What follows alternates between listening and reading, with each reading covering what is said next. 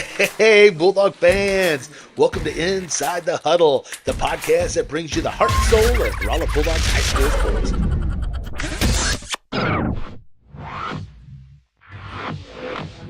Thank you, guys. All right, everyone, welcome to Inside the Huddle, brought to you by Romo Athletics and powered by our new title sponsor, Phelps County Bank. Man, we want to give a big shout out to Phelps County Bank again. They're 100% employee owned and they're 100% community champions.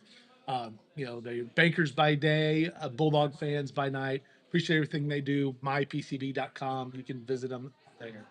Okay, so today, once again, we got head Bulldog coach Derick Heflin, and we also have the football specialist Drew Barr. Recently turned 47, right? Had a birthday on Saturday. Yes, I have a good, much better. Good. Good. You shoot you hit well at golf. How'd golf go? James, be good. Maybe hit in the middle of it. You're hitting down the middle? Yeah, I was gonna say. You're already way better than I am, buddy. I haven't hit the middle Yeah. except when I tried to hit back on and it ricocheted. from the Yeah, it takes tree. about 5 or 6 shots to get there. Yeah, that's definitely for me. Before we get started, I just want to kind of recognize September 11th against 9/11. Coach and I were talking about this beforehand. Just where you were. Everybody kind of remembers that day if you were born. Where Yeah. unlike the kids today in the school, they haven't been there. And I'd actually taken this picture from the New Jersey 9/11 memorial side and given the reflection in there to where the towers would have stood. I just want to put out there that with all the stuff that's going on today, and you kind of see it building. We always say, "Hey, never forget 9/11." That was a rallying cry that we had, and Yeah. again, it seems like we have forgotten or we're ignoring it. And you're seeing that with a lot of divisiveness within the community and the larger society. So just a little reminder: unity isn't found in words, but in deeds. Unity is found in your own reflection. So unity begins with you. So how you live, how you choose to do things, you choose unity. We don't choose sides, and I think that's one of the things we got to start is we don't take sides, we don't choose sides, we don't allow people to take sides because there should be no sides with unity. So again, just remember it's to that. So let's get started. Let's talk about team meal. Just got done. They're finishing everything up. They're cleaning up. We had Mexican. It was Spabo Construction and Home Sweet Home. Katie Rask bought the food for us, and then Sonic donated the water. It is delicious. Drew had a couple plates. Tell Coach Barnes put the rice on there, and then he got mad. He can't eat the rice, but it was delicious, and we really appreciate those businesses donating and helping sponsor the teams and making sure the kids get a good meal on a Thursday night before we go out and play. Yeah, it's always great to have the people come in and do that, and again, it's great community time with the team. Yes. And we'll just talk about that. You can always have those talks. How people clean up, the way they do things, the respect they got to show, and I love that being able to listen to everyone kind of engage on that. So, Coach, man, what a game Friday night! Definitely a different conversation today than we had last after week one. Yeah. Man, a 48-0 win over Hillcrest. Your varsity only played one series in the second half. Yeah. Again, 48-0. That was your eighth consecutive win, or Rolla's eighth consecutive win over Hillcrest. So Yeah. a lot of great stuff to go on that.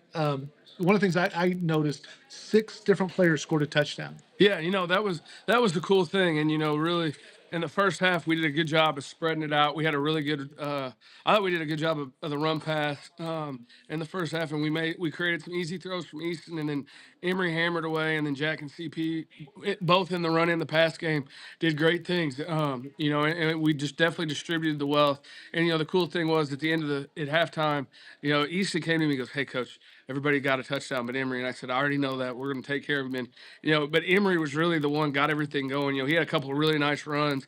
He's really running outside veer really, really well right now, and the midline stuff is doing a great job with it. It set up a lot of stuff, and then we came back with Jack and CP with the tosses and the counters, and they did a good job with that. And then we started throwing it out there in those little screens and just get those guys as an extension of the run game, extra touches, and then we hit Blaine and Cam with some big touches in there too.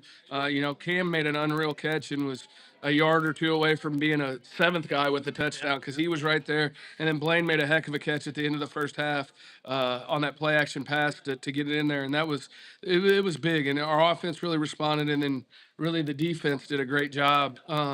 You know, when you look, I think when I read the paper and Dave Roberts gave me the stats, I think they were less than 150 yards of total offense. So, you know, we built from week 1 to week 2, and you know, we took care of business the way we need to take care of business, and it was a good week. So hopefully we can keep that momentum going forward. But yeah, last Friday was a lot of fun. 478 total yards for the Bulldogs, 354 of that coming on the ground. Yep. But the coming on the ground was actually, we were saying part a little bit later, you started off with quite a few passes in that first quarter to move the ball and kind of mix things up. Yeah. And you could set up, in some cases, I know you had some first down passes, kind of keeping them thinking, keeping them on their heels, and the team responded. Yeah, no, we put in some stuff, some little quick screens, you know, really kind of just in this, you know, what spread teams do, you know, and with the way people play us in the box, you know, we can get Jack and we can get CP, and really we can get Blaine and Jay open in space where they got one-on-one matchups. And then the cool part about that, when we started hitting those screens and doing that stuff, was when you turn on the film, and Coach Shukart was the one that really gave the guys credit this week in film. The way they go block for each other is awesome. And, you know, and then we just take turns and did that. And, you know, we took some shots too, but, you know, those guys were playing for each other, and it was fun to be out there and fun to watch the film, because they did a great job Friday night. Yeah, that was impressive. You talk about the defense, 126 total yards is what they allowed. Yeah. They had 62 rushing, 64 passing. Yeah. And when your JV came in and took over, I mean, the ball kept moving. They got the one score. Cruz Wilkins had a big run, had some real nice runs out there, and they did not give up. A score. No, and that was what we told them at halftime was, you know, we went in, you know, and really at the end of the first half, you know, we scored to make it 20-0 with about 2.5 minutes left, and then got the ball 2 more times because our defense went out, got to stop. We go down and score real quick, and then they came out and tried to throw it 3 times and move the ball down the field, and we got to stop and put us in a position to, you know, I think we scored twice. I think when I was watching it back, we got the ball back with 2:38 and scored 2 touchdowns in 2 minutes and 38 seconds with our defense being on the field for 3 plays. So, you know, that was a big momentum swing, you know, because we were moving along doing some really good things on offense, but really, you know, that kind of put the nail in the coffin. But when we went at halftime, I said, here's the game plan, guys. You played a great 24 minutes. Really, against Festus, we played a pretty solid 24 minutes the second half, but we didn't play 48. I said, we got to put 48 together. And I said, the goal is we're going to go out, we're going to get a stop, we're going to score, and then the JV's going in, and your job is to, at the end of the night, make sure it is. You got to get the Sonic show. Yeah, got to get the Sonic show. Yeah. Like you're doing that. Advertisement place. Got your NIL deal. Yeah, no, and we said, hey, it's the job is to get the shutout. And, you know, the JV guys went out and did a good job. And, you know, Toby Balskin made an interception there. And the coolest part about that was I thought we were going to get a 15-yard penalty because our sideline erupted. I mean, the guys that were out of the game, they were still there coaching the young guys. They were still cheering them on. And, I mean, I think we got about 75 guys. There were 75 guys swarming, jumping up and down.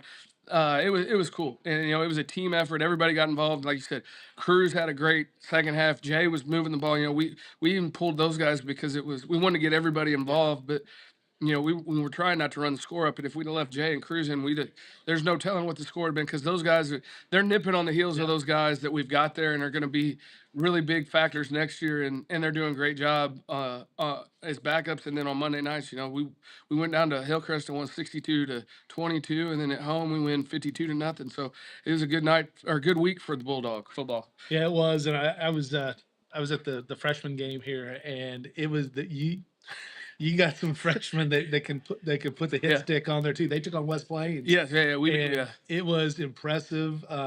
Some athleticism, power, IQ, interception from the James Arthur had the interceptions. Yeah, and then I mean just impressive. No, it was good. Those guys have been, you know, the cool part is a lot of those guys, those linemen are big and strong. You know, they've been with me since they were in 7th grade lifting weights, and those skill guys have been in there. And you know, the future is bright. You know, we've got some good things rolling, and it's a lot of stuff you don't see behind the scenes. The work that goes in the off season and the work that goes in Monday through Thursday. Those young guys do a great job, and it was a good week to be a Bulldog. Let's just say that. Yeah, definitely. And we got this guy win. You know, the student section sang happy birthday for him, and then the football team did. And then the cool thing is when we win, he gets to lead us in hoorah rah, which is a Coach Miles thing that makes me feel good, and it's a great tradition that Drew's getting to carry on. Right, buddy? Yes. Good job. I'm on the kids. Good job. Hanging at me. See, Ethan played real good. JB. CB got it too a couple times. Easton got to CP and scored a bunch of touchdowns. Jordan go way to go. He got you down and had the door board back. He hit 20, 40, 11. Great record. It's a great job. Yep. Yeah, and I still, the fact that you called Cruz Wilkins' number and there was a good one too. Yeah, no, he did. That was a good one. He did a good job spreading the wealth Friday night. Yep. And like you said, Hayden Emery was grinding it out. And then we you just switch it up the plays. You do like boom. And next thing you know, that person breaks and scores. But Yeah. in that first drive of the second half, I think was 50 some yards. Then he ended up having 40 some of those yards. Yeah. And ended up getting the touchdown to start the second half. He did a great job. And like I said, he had 14 for 123 ish. Yeah. And it was almost 9 yards a carry. So when you're putting that, your fullback's putting those numbers up, and then CP was about 10, 11 yards a carry, and one of those was, or I think two of them he had minus touches on, where we got to do a little better job there. He got hit in the backfield, but he did a good job. And then Jack had a couple catches and had one for 19 or 20, and like I said, at the end of the night you look at it, we spread the wealth around, and that's what we need to do to be successful. Is everybody's got to be involved, and you got to be able to play everybody that can touch the ball. You had 12 different people rushing the football. Yeah. You got 3 quarterbacks in. Yep. So Blaine's Babel came in, did a nice job. I think he hit Luz for a pass. Yeah. And a real nice catch and run, 15 yards on that. And then we got Tyler Ball in to get some snaps. Yeah. They're late too, the sophomore. So again, great to see that all the way around. And that's a great time to bring up the Price Chopper Big Dog of the Week. We'll start off with Hayden Emery, who we were just talking about before. 14 carries, 123 yards, 8.8 yards per carry, and a touchdown. Yeah, no, and like I said, he's kind of the thing that gets everything going, and then we build off of it. But he's done a great job and worked so hard, and he's got himself into really good shape this year, and the way he's running and the vision. That's the thing. He was always kind of hammer. And now this year he's seeing things and making things. The first. I don't know if it was the second touchdown. He set it up with a big, maybe had about a 50-yard run and got caught inside the 10. But he was we ran outside veer to the left. He ran the path great, got vertical, did exactly the way we teach it, and then the way they overflowed and our offensive line got such a great push, he actually cut it back and got tackled down in the right end zone or right corner of the end zone. And that's something that would not have happened last year or the year before. And he's really grown and he's done a great job and worked so hard. He, like I said, he's the guy that kind of gets everything going and hammers it, makes those tough yards, but he does a good job. So Hayden Emery, our offensive big dog of the week. And the defensive big dog of the week is our quarterback. Now, not because of the quarterback, but let's flip it over and playing that linebacker position or D-line position, however you want to look at it. 7 tackles and 1.5 sacks, and he had 2 sacks last week. Yeah. That puts him 3.5. Yeah, and really, Jack could have probably been, there were a bunch of guys. This wasn't just like, hey, this was a tough week for me to choose these guys because Jack had 11 tackles, and like you just said, I think they really played a half of football. So all these numbers you really could double, but Easton was all over the place, and at the end of the first half, the first half a sack, he put a guard into the quarterback, into the backfield, and then the next play just blows by the tackle and gets the sack. And that was that turning point of us calling the timeouts and getting the ball back and scoring. So no, he's a force out there, and he's always been a kind of a defensive lineman. And this year when we went to this defense, the thought was, hey, we can use him as kind of a hybrid player because he's so big and so athletic, and he's really grown into that. And he doesn't come off the field a lot on Friday nights, but he's when he's 6'3", 240, he's built to take that wear and tear, and he's done a really good job, and he's adapted, and that both those kids earned that this week for sure. Yeah, and we were talking about that up in the booth. There was so much more diversity of defense with people making plays, people coming up and doing what they had to do, and not having where Jack's coming up and making those plays like he did the week before. Still had a lot of tackles, like I said, in that half. But it was everybody was out there doing it, so I can imagine how that is to pull that together. Yeah, because I don't know how many sacks we ended up having for the night. Shoot, but tackles for losses. That's what our goals is to get 5 tackles for losses and 2 sacks, and we were well over. I think we had 4 sacks and 5 or 6 tackles for losses. I mean, our defensive line took a big step from week 1 to week 2. They're really starting to come into their own. Our linebackers were flying around, and then and then there's Jack, that that is that extra dude, and the corners did a good job in coverage. Chance Wilkins and Blaine Spabo did a good job, and then Hammer and Plank did a really good job of setting the edge and making the ball go back to those linebackers and Jack in the middle. And it was a team effort, and they did a great job. And like I said, we just got to keep building and building because Vashon Miller Academy with Sumner is going to come in tomorrow night. It's and they're going to be athletic and they're going to be fast, and it's going to take all 11 guys to do that. And that's I told them at the practice today, or when we got done with defenses, we haven't given them a touchdown in 6 quarters. Let's get it to 10. Let's see what we can do. That's your goal for this week is go out there and play the way you played last week and just build. And I think they're up for the challenge. So taking a look at tomorrow night's game, Miller Career Academy is the lead school. We talked about this on the season ticket with JP Maxwell. It's amazing how because this is how Vashon has their powerhouse of kids from Illinois and all across the area coming in. Is Miller Career Academy partners with them because of numbers, but Vashon's a Class 4 school, but they don't have enough for football. So Miller Career takes according to that. But I think the way it works with basketball, football is a little different. But when you talk about basketball, Vashon, and however they do it, they do it. But I mean, even back in the day when that with Jimmy McKinney, I mean, and then those guys, and I don't know where they all lived, but Vashon has always been a powerhouse in basketball, and I think for football, their enrollment number puts them in Class 3. And like I said, Miller, I added them up, and it puts them in Class 5, and I think Vashon was the biggest one. And really, honestly, back in the day, Sumner, before really the 90s started and they kind of started breaking up things, and then the privates took over with kind of how they've taken over all those kids from St. Louis Public High League. But no, Sumner in the 80s and 70s and 80s was a powerhouse. Them and Jeff City played for the state championship every year in Class 5, when there was only Class 5 or 5 classes. So there is some talent there, and it's just kind of the politics and the demographics of St. Louis is that the public schools aren't as strong, and if those kids can get opportunities, they usually go to a private schools. I don't, however they end up there, I'm not pointing fingers saying anybody does anything, but they get opportunities. But these schools are these schools are they're athletic, and like you said, those kids that go to Vashon that play basketball are unreal. So there's talent walking the halls. It's just it's unique when you put 3 high schools together. But I think we looked it up on the map, and they're all right there next to each other. But they have some challenges that we don't have. But we have, we don't have near the athleticism or group biggest pot of whatever people, however you want to say it, to draw from like they do either. So it's 2 completely different situations getting together and playing a football game on Friday night. So hopefully it'll be a good atmosphere, and like I said, they're going to be athletic, and we got to come up ready to match that for sure. And I know I think they only have about like 30 some kids on the roster. I was looking at 36 or something like that.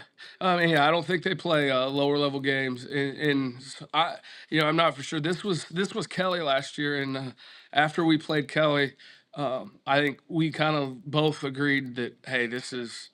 It was cool we did it once, but I'm not gonna lie, I was really glad I don't have to get on a bus tomorrow and drive to wherever Kelly is, because I wasn't looking forward to it. It was like 4.5 hours or something wild. Vashon was open, and that's who we picked up. And then last year I think Vashon played by themselves, and Sumner was co-oping with somebody else. So this is the first year those 3 schools have been together, but they're a Class 5 program. They're in District 1, so. It is what it is, and it's a new experience for our kids, and that's we keep talking about this independent thing. Coach Schuchart came in with a map of and it's a starburst. I mean, we go in every which direction. You look at the old map, and we went one way. Now we go north, and we go south, we go east, we go west, we go everywhere. And and next year, we had an Illinois team, and we really go to northern Missouri next year, because I think we got Moberly on the schedule and some different schools, and it's a cool experience for our kids to play teams they've never played before. This will be a good test for us. And then we get Mountain Home Arkansas come up here this year. We don't got to go down there. So, it is what it is, but it'll be good. It'll be good for our kids. It'll be a good experience. Yeah, and looking at them, they're 1-1 on the season. They lost to Hazelwood Central in their first game, 26-12. Yeah. Which Hazelwood Central then is 1-1 because they lost the next week to Lafayette. Yes. Ottawa, which again is a big program, really Yeah. good program. But they beat Confluence Prep last weekend 36-0, and they've they're a team that struggled because Confluence Prep is 0-2. Yeah. So and it's hard to go out there and find that. I don't know if you were able to get game film on it. No, we got film. We traded film with them and got that. You know, the Hazelwood film they were actually up 12-0 in the first quarter against Hazelwood Central, and Hazelwood Central was kind of the same way. You know, not too long ago, but really before the whole uh, power shift of St. Louis going to really the private schools. You know, Hazelwood Central was winning state championship. When I first started coaching 19 years ago, 19 years ago, they were, you know, in the Class 6 state championship every game, every year. So, you know, like you said, there's some talent out there. And, you know, the Confluence Prep, you know, they dominated the game, and you know that's something that they're going to be coming in with momentum and riding high, and so you know it'll be a challenge for us. So any adjustments or anything that you're going to be looking at making from this last, you know, I mean, they run the spread. I assume they run the spread as well. Yeah. Most schools up in St. Louis run the spread. Yeah, no, we're just trying to match up, doing some things, and you know, just tinkering with some little things here and there, just to kind of work on the things that we're kind of highlight our strengths and make sure we're not putting ourselves in bad situations. And you know, that's kind of what our goal is this week, and you know, building off of things that we've done well. And I think our guys will be in a good spot to be successful. Well, before we finish up, let's take a look at some of our sponsors. Again, Phelps County Banks, we talked about as a title sponsor. Appreciate everything they do, not just for the program here, but just for the community in general. They just do so much for everything we do. A new sponsor that we have this week at the head coach level is Ken Richardson Knives. They talk about they're created by hand, but they're trusted by generations. Absolute incredible work of art. Also have some pins. They'll do handcrafted pins, and they'll do antlers and bones and the blades. Everything's handcrafted, and it's come from, you know, it just amazing. And you can visit their site there. Jackie Morozowitz, in full bloom. We've talked about them, everything they do. Appreciate that with all the balloon decor, backdrop rental, and so much more. That we use them again for senior signings, weddings, baby showers, bridal showers. Use them for just about everything. Kobe Wands Skills Academy, two-time All-State Bulldog. Love everything he does. Has an incredible way with the athletes develop. He does all of Ethan's training, so appreciate him. And of course, we got to talk about, you know, Brian Clark over there at Price Chopper, our big dog sponsor. Appreciate that. JP Maxwell season ticket. We've been giving shouts out. Need to get coaching. Need to get you on there with JP at ESPN 104.9. Appreciate season ticket. I jump on there with them too, and we like to talk a little Bulldogs. So, question for both of you. Okay, so what is your favorite current athlete to watch? College level, pro level, whatever. Who is the favorite current athlete that you like to watch? I could watch right now. Kansas City who play Angles. Good go time. And then play the debtor. So you're going Patrick Mahomes? Yeah, I'm back grown. I'm good flow. Yeah, I got a hard not to go with that. Travis Chelsea. Travis Chelsea, yeah. Yeah. So you're a Chiefs fan, is what we're saying. It's Chiefs Yeah. fan right now. I'm just doing that. I'm a quarterback. I'm a running coach. I'm a motion home. Me a couple time. Yeah. I said it ain't about that. I'm a Yeah, no. Drew is a big Chiefs fan.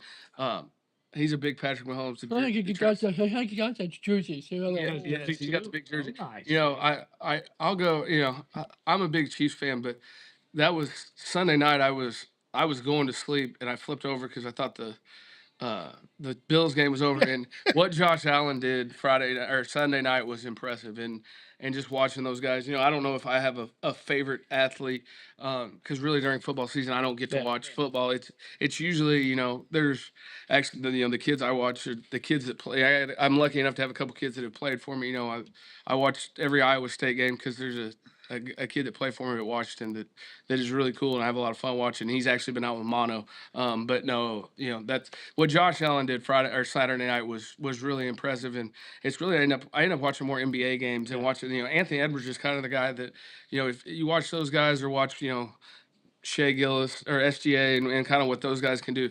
That's really when the time of year when I actually have free time. That's kind of where it is. So that there's not Josh Allen is impressive, and just to see how big those guys are and the freaks they are is impressive. But the NBA, I'm one of the few people that really like watching the NBA. Most people just tell me I'm crazy, but that is what it is. Yeah, I am not a huge NBA fan, but watching Anthony Edwards is when he's doing his thing and he's feeling it. It's poetry. Oh yeah, The way he moves, the way he does, the stuff he can do. And it's just the way they can jump out of the gym, and the athleticism that those guys have is unreal. Yeah, he's one, and I've seen games where he's kind of disappears, but yeah, his game is his is one of the games I really like. Yeah. All right. Well, let's see. I think we're probably about wrapped up. Anything else, Drew? You got any big play calls? You're gonna? We don't want to let it out too in case the other team's watching. You got anything special coming up? I could go. I mean, on that field. Said. He actually the team. I need to do it. I mean, around a bit. Great season. They're having a great season. Yeah, having a great season. I'm a Bulldogs. I'm a bit real. Bobby, no, go to the duck up and tell me how to do you guys about that. Yeah. The duck up had to do you now. I'm a Bulldogs had a great year. I said, Drew, have a Bobby good worker. Head coach job. I am. I'm Good head coach job. Drew's really the head coach. I'm just his assistant. I'm the assistant. He's the head coach. And when we win, he's really in charge. And when we lose, it's my fault, right? Not your fault. It's not my fault, but they're my. No, I'm not your fault. Okay. No. Okay. Yeah. I've heard you tell Josh Smith's fault. It's Josh Smith's fault. That is. Yeah. Welcome to every day. Anyway, could tell you now. Oh, that Mr. Smith. Yeah, it is. Yeah. No, Drew gets in there, gets ready, gets his play sheet ready. We listen to Kenny Rogers after school every day, get ready for practice and for the games. Drew's a big Kenny Rogers fan. Is that wrong being a gambler? Yeah. Yeah. Kenny Rogers, he had passed away. He did pass away. That's sad. I sad. But my brother judge singer one. Kenny had it down. He has song on lungs. Oh yeah, good lungs. Yeah.